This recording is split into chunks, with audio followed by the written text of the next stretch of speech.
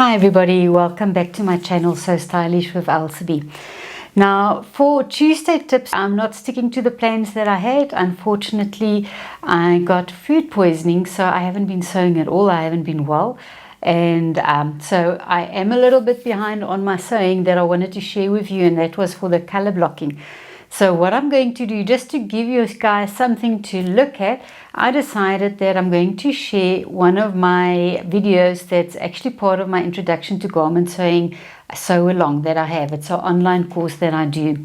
And what I've done is, when I started the course as well, I actually went through all the terminology so that a beginner sewer will know when am I doing certain stitches, or when am I understitching, top stitching, edge stitching, anything like that. And that is actually the video that I wanted to share with you. So I'm actually taking one of those videos from there, and I've just edited it a little bit so that we can put it into YouTube for you guys. So I am really sorry that I didn't do the color blocking that I wanted with you guys, but really I was flat on my back, so sorry about that. So watch about the understitching, top stitching and edge stitching, and then hopefully I can give you information there that you didn't know before. So enjoy the rest of your week, and I hope that you guys are going to have lovely weather wherever you are. We're having lots of rain here in Joburg, so we're very happy with that. But whatever you're doing, if you're going on holiday, if you're driving, just travel safely, and I will see you the next time. So the next ones that I'm going to talk about is our edge stitch, our top stitch and our understitching. Now those three techniques are so similar that I really felt I had to put it in to the notes that I gave you, just so you understand when are we going to use the understitching, when will we use the edge stitch. So I've got a sample here of my denim jacket that I made a while ago, and I'm just going to put it down. Let's just grab it this way. Can you see right on the edge there where I've sewn my layers together? That is actually, as soon as it's on the edge, we say it is edge stitching. So the edge stitching is really a row of stitches really close to your seam line, but it shows on the right side of our fabric. And this can be done with, we can do it with a thicker thread, or again, we can do it with our triple stitch if we really want to have let's say a decorative effect, almost like our top stitching. So that is that one that you are seeing over there. It is really on the edge, and the most important part is when I am sewing on the edge, I want to make sure that all the way along I've got an even spacing on the edge and my seam line. So in this case, I would always suggest that you get yourself an edge stitch foot. I use my edge stitch foot for so many things. So really get yourself the edge stitch foot. It's going to just help you get that straight stitch that we're going to sew. Now, if we look a little bit deeper in here and you look at these on the fold of my let's put it this way so you can see where my panel pieces are sewn together. Now this is classified as top stitching that I've done here. So again, the top stitching is again on our outside garment, and it will always be parallel to a seam line that I've already got there, and we usually move it away. I've moved about 3 millimeters away from the edge there, and again, I am sewing very evenly because I've used my edge stitch foot. I'm going to tell you guys about the edge stitch foot now. Instead of using a thick thread, I'm using a stitch that's moving backward and forward on itself, so that it gives the same effect as what a thicker thread like my top stitch thread would give me. So there you'll see it is on the edge over there. Now when I get to understitching, I will explain it to you, but understitching is where it's on the inside of my garment, and I don't want to show it. So my edge stitch and my top stitch will always be on the outside of the garment where I can notice it. Like I mentioned, I do like to use my edge stitch foot. Now if you look at an edge stitch foot, can you see this plate that I've got over there? And you can see it's lying there. So if I'm sewing, that little plate is a guide that will run in the inside part of the seam where I've pressed it open. So as it's running there, I will get a straight stitch. If I'm working on the edge, again, that guide will be on the edge of the fabric, and I will get an even seam. The only thing is with the Bernina one, I do need to move my needle positions. Now, if you've got another machine, you do sometimes get a foot with your machine. It's got a little bit of a white plastic edging like this, but it's in plastic and it's got a little screw that I can adjust, and this little plate will move left or right. We usually use it for our blind hem stitch that we do, but for those machines, if you don't have an edge stitch, use that foot and just move the guide to wherever you need it to be, because obviously your needle might not move positions, so I can use that little guide by moving it to the right or the left of my needle. I will still get the same effect as what I'm going to get now when I'm sewing my stitching. So let me just change my foot. So I'm going to work with my number 10 foot, which is my Bernina edge stitching foot. If you don't have a foot with a guide, you will have to take your normal foot, and on your all-purpose foot that you usually use, you'll always see some sort of guide on that area. And that guide you can now use by guiding it just slightly to the side of the edge, and then you will get a straight stitch as well. So always use your guide. I hope you guys can see it on the video. All right, so I won't have the edge of my fabric on it. I will move it just slightly to the side, and I'm going to still get the same effect that I'm going to show you now.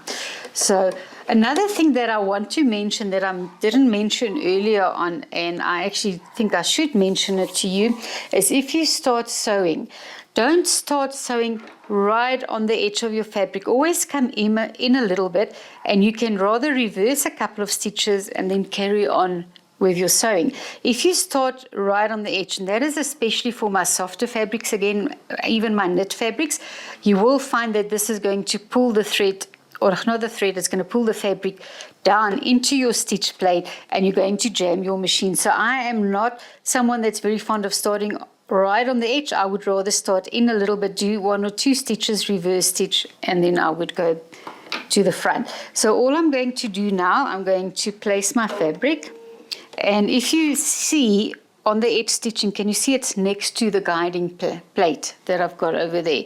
It is not under the plate, it is next to the plate. I am going to move my needle position slightly to the left of the plate so that I can guide it. And again, guys, I'm mentioning this because I'm using this foot. If you don't have this foot, please use your normal all-purpose foot that you sew with all the time, and just get some sort of guide on there that you follow to feed your fabric evenly. Okay, I'm not going to reverse stitch now. I just want to sew and show you what it will look like. Halfway, I'm going to go and sew up to one edge. I just want to show you something. I've moved my needle position 3 movements to the left. I'm just going to go 1 right again where I'm closer on the edge, just so you can see the difference that I can get by just sewing closer to the edge when I'm sewing. Obviously, when you are sewing closer to the edge, it's so much easier to actually sew off the edge sometimes if you're guiding it incorrectly. But I'm going to show you that. Can you see there I've actually sewn in a couple of millimeters, and it's right on the edge. When I moved my needle closer to the edge, I've got a B, and I'm going to actually put it there so you can see. I have to be so careful to keep it more straight. Where I find just that little bit in more, I always get a much cleaner finish when I'm sewing my edges that way. And you'll see I've got the same amount on my jacket there as well. For me, I don't know, it's just a much neater finish than being right on the edge of my fabric. All right, so that will obviously be what I've sewn here, and this is where I will put my buttonholes and my buttons. Sometimes we even get it on the edge of a hem if there's any facing, anything like that that we need to sew.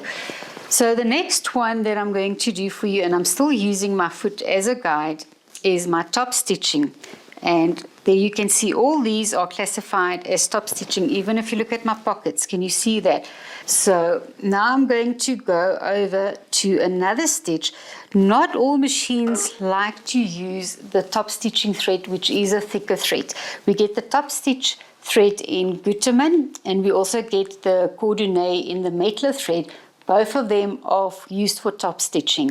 So because we're only using it in the top part of the machine that goes through the needle, we can't put it in the bobbin. In the bobbin, I'm still using my polyester thread. Sometimes you will find that you have to adjust your tension, and not all machines like working with the thicker thread. So if that's the case of your machine, go look for a stitch. It's called a triple stitch. All basic machines will have it as well. It's just a stitch that we use all the time. And what you have is a stitch that's going forward, backward, forward. Then it goes forward, backward, forward. All right. And because it's repeating itself basically 3 stitches next to each other, it's going to give you a denser stitch, and you will find that your thread is going to stand out more. With edge stitching, just going back to edge stitching, it's usually the same color thread as your fabric that you're working with. If I'm top stitching and I want it to stand out, then I'm going to go for contrast thread, like what I've done on my jacket over there. So then it just stands out a lot more. And with top stitching as well, a rule that you must not forget is go to a longer stitch length. A very short stitch length for top stitching just doesn't look right. So make it a longer stitch. I like to go about between a 4 and a 5 if I'm top stitching. So I'm going to set my stitch length to 4 for now. And again, I'm guiding my first row, and I'm going to do a double row just to show you. So again, I'm just going to move my needle position to the left. And now what you will see, look at that forward backward motion.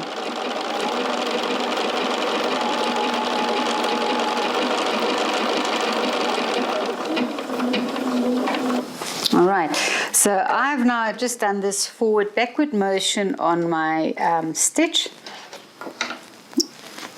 or on my fabric. I hope you can see the pink on the blue. All right, now if I'm doing a second row, I don't like going too wide, and obviously when I am doing this, I'm just showing you, I am pressing my seam allowance to one side.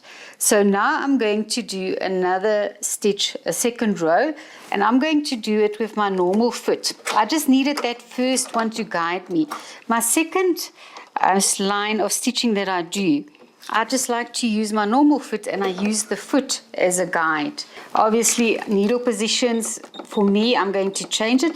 Look in your manual. You might have needle positions on your machine, and if you do, use them all the time. If you are still looking for a new machine that you are going to buy, always ask them about needle positions. It's something that I use all the time. So let's just do the second row of stitching. And now what you will notice here, it's your classic look that you would usually get on your denim jeans, your denim jackets for the top stitching. Then the last one that I'm going to do, and I'm doing these 3 stitches together because again, you will see it's the same stitch. It just gives me a different finish that I need. Now with understitching. Now understitching is used on, let's say we're making a jacket or anything, and we're going to have a facing. Now facing is what folds to the underside or the wrong side of my fabric. Understitching is something that I don't want to see. Edge stitching is on the edge, but I see it on the right side of my fabric. Understitching is also, if I fold my fabric, and it's still going to look like it's on the edge of the fabric, but I am not going to be seeing it on the right side. It's something that I don't want to show. I just wanted to keep my facing in and prevent the facing from rolling out to the right side of the fabric. As you've sewn, and I'm doing it this way so you can see, so there's my seam that I've sewn. This is my facing, which is going to go to the inside of the jacket. This is the outside or the right side of my jacket. So I'm not folding it in. Remember, edge stitching, I folded it in and I sewed on the edge. If I'm doing understitching, I'm folding it open, and the seam allowance goes to the part that's going to be on the wrong side of my jacket, on the inside of the jacket. So let's go do that. Okay, so again, I think I'm going to change. Sorry, I just love my number 10 foot, so I'm so used to sewing with it that I know if I'm not going to sew with it, I'm going to guide it skew when I'm talking to you. So again, I'm going to guide it again, and I want to sew the facing, and I'm mentioning it again because people do it wrong. The seam allowance must be sewn onto the facing, not onto the right side of my jacket that's going to be showing on the outside. So please make sure of that. So many times people do classes with us and they have to unpick it because they've done it wrong. So now what I'm doing, again, I'm guiding with my edge stitch foot in the seam. We call it, if we have to sew right in there, we call it stitch in the ditch. But now I'm just moving my needle to the right side of it. And I'm still doing my straight stitch. So can you see how versatile our straight stitch is when we are sewing our garments? It's not just for seaming or anything like that. It is used for so many other applications while we are doing our garments. Let's imagine this is the facing. It's not rolling out. Sometimes when we do a facing, you almost see it rolling out to the right side. But because I've done this now, can you see it's got a little lip to the wrong side? I hope you can see it. Do your sample and you will be able to actually get a nice close look at it. And now I can press it down. And obviously I didn't want it to show on the outside. So what I am doing is just leaving it like this. I'll press it down and that facing will not fold out at all. So that is the difference between top stitching, my understitching, and my edge stitching. I'm just going to put them together. So these two are the same. It's just there I'm keeping it down with the edge stitch that is showing on the outside of my garment. Here I've done exactly the same to keep it flat, but you don't see it because it is on the inside of my garment. Those are the differences there. Top stitching, I've got a longer stitch length and I use it for decorative if I do a contrast color thread with that.